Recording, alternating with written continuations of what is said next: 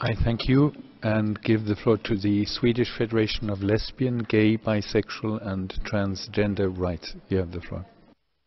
Thank you, Mr. Vice President. The Agenda 2030 is built on the promise to leave no one behind, and this includes lesbian and bisexual women and trans and intersex persons. During the past 10 years of the UPR, more than 1,370 recommendations have been made on sexual orientation, gender identity and expression, and sex characteristics issues. However, only one of them has been directly targeted to LGBTI women. Some of these are related to the areas that are targets of the SDGs, including good health and well-being, quality education, and quality and gender equality. However, a vast group of issues that deeply matter to the LGBTI persons have been largely neglected. This includes medical abuses, participation in public life, right to housing, among others.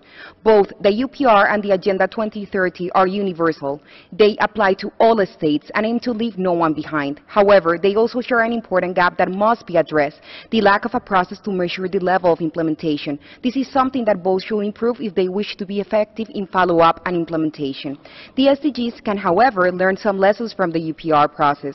For example, in a recent survey, 89% of LGBTI defenders mentioned that they already do some type of recommendations and implementation work themselves. For example, by having regular follow-up meetings with other NGOs, their NHRI, or their governments to discuss the results of the UPR.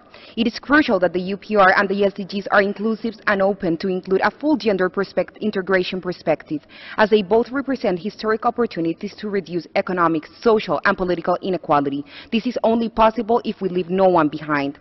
During both processes, states need to show the progress made in advancing the recommendations and the goals they have set.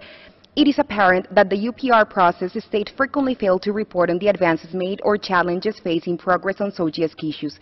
Similarly, in the context of the Agenda 2030, voluntary national reports lack SDGs focus in the majority of cases. Whilst we congratulate the 14 states that have included LGBTI issues in these voluntary national reports, we encourage others to include information and to share good practices and concrete actions. I thank you, Mr. Vice President. I thank you.